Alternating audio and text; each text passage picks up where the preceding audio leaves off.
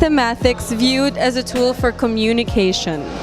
So for me, math is a strong tool for global communication and understanding. Students can use it to make sense of the world and solve complex and practical problems.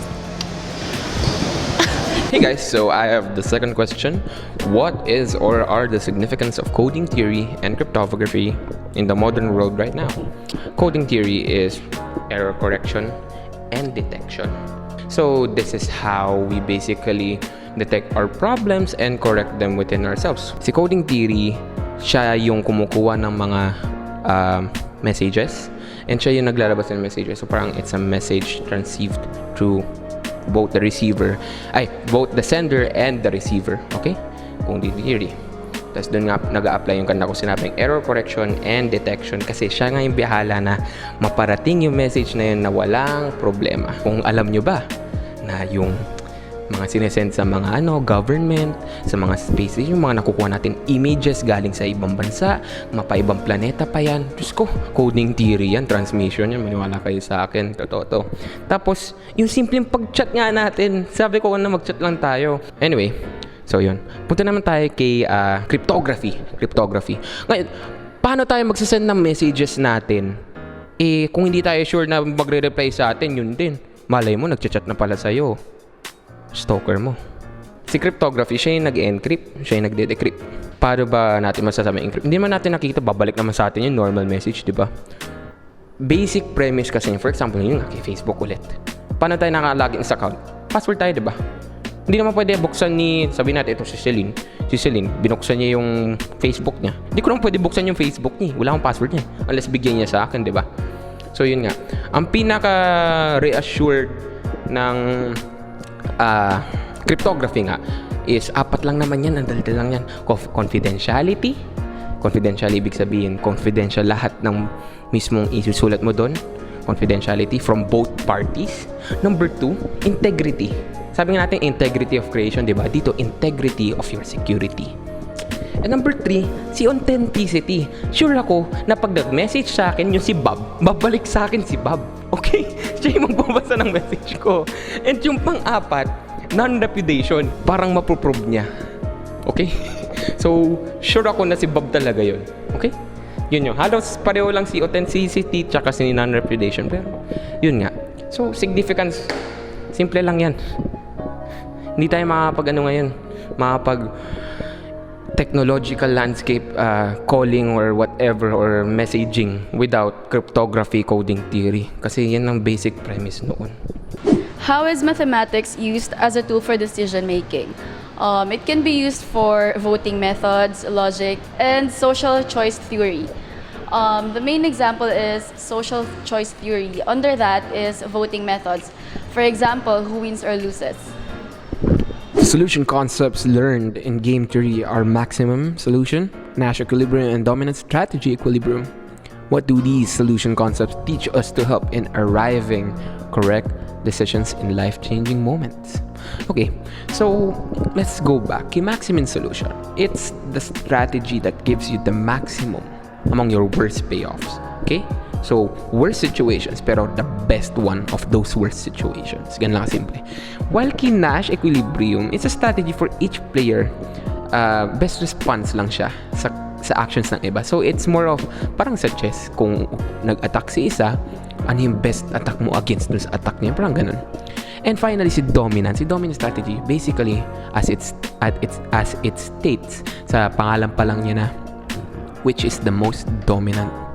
Diba nga? So, in real life-changing situations, I would apply this siguro sa mga na lang.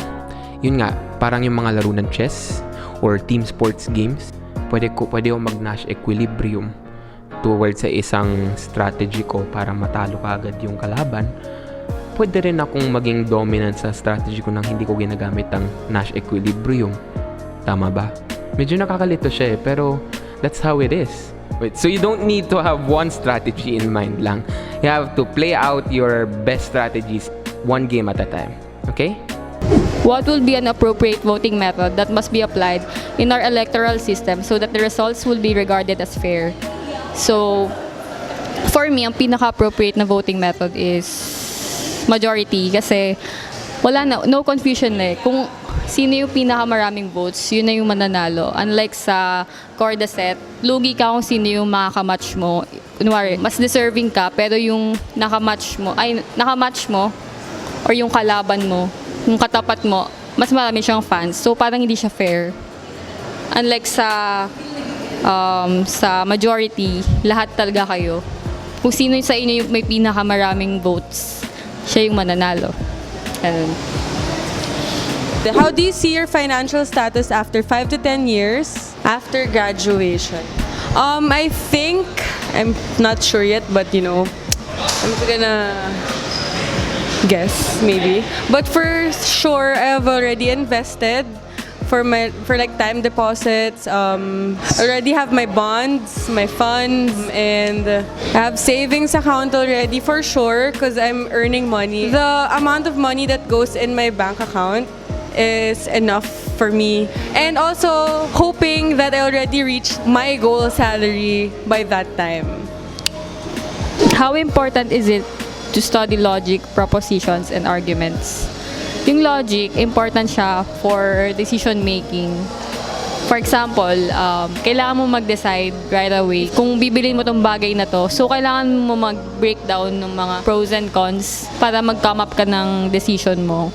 Kasi hindi naman pwede na wala kang pagbabasehan ng kung bakit yun yung decision mo.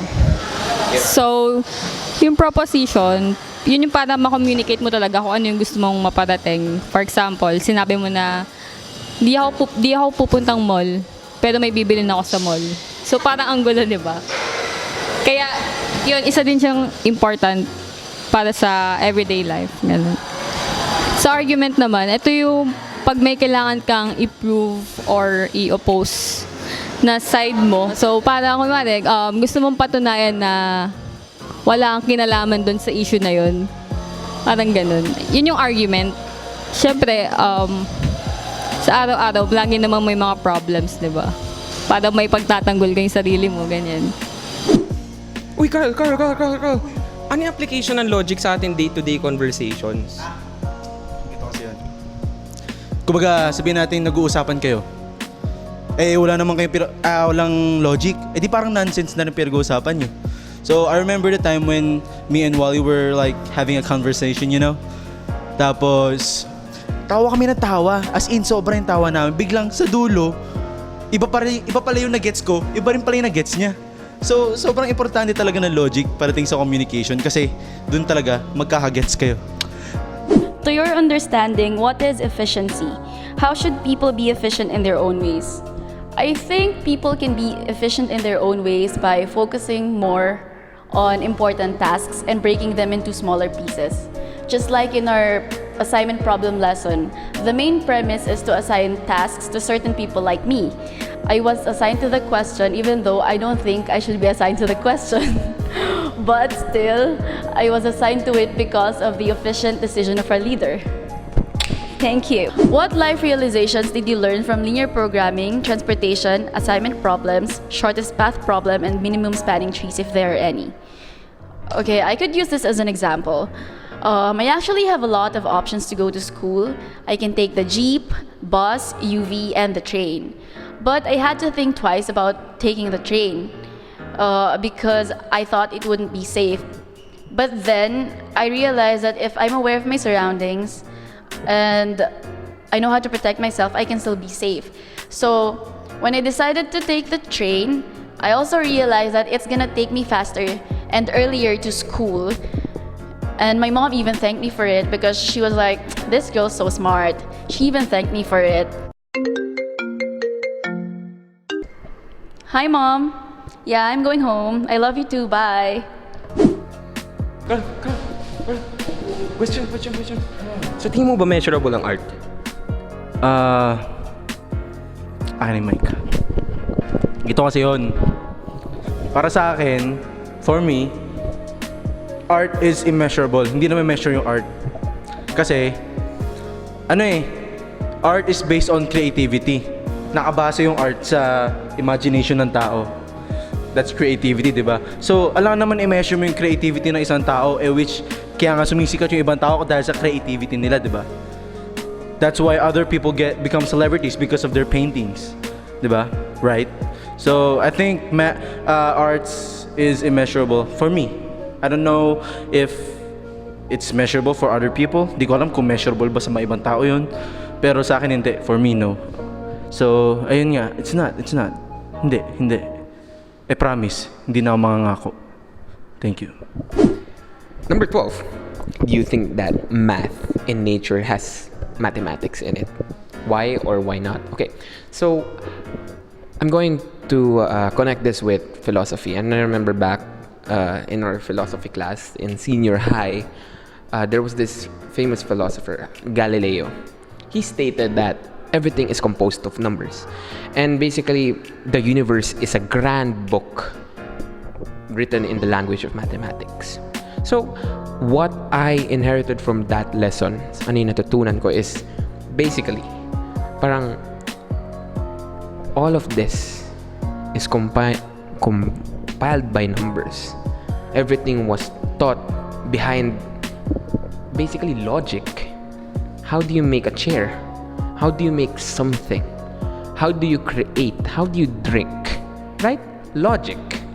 And if you think of it, logic can be complemented through a lot in the sciences section and even in the maths. Okay? Sciences with physics. Mathematics is there with logic and the numbers itself. Chemistry, computations, my dude, like, think of it. Computations from the basic root of, I don't know, the main, I'm not good with chemistry, but yeah, you get the main pointer. And in arts, for example, the Fibonacci, the golden ratio. In cameras, this camera, the rule of thirds. Everything can be applied to math. What I just don't think it can be applied to is subjective analysis. For example, creativity can't be measured. Maybe our inherent ideas can't be measured. But behind everything, you can always think of a computational analysis from the very starting object that you see to the last bit until you die. Thanks. Are the lessons in mathematics in the modern world easy or hard to understand? For me, it's easy. Kasi kailangan mo lang talaga siya first i-analyze and i-apply mo siya sa buhay mo.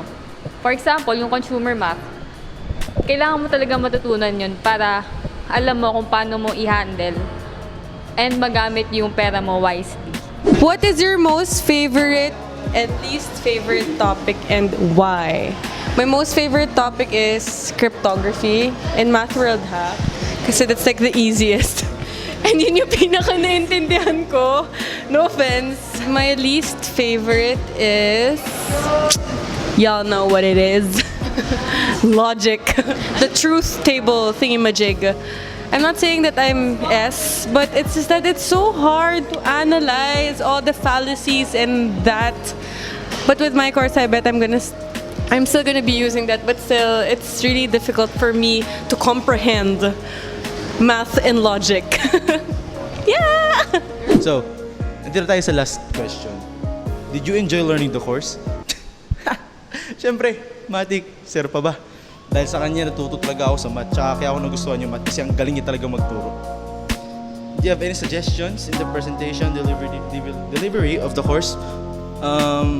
Not much really, because I learned so much. Yes, English, nosebleed. Pero, yes, sobrang dami ko natutunan talaga ngayon sa math. Lalo na yung mga ayaw ko talaga dati na topics na gustuhan ko talaga. Kaya, solid talaga.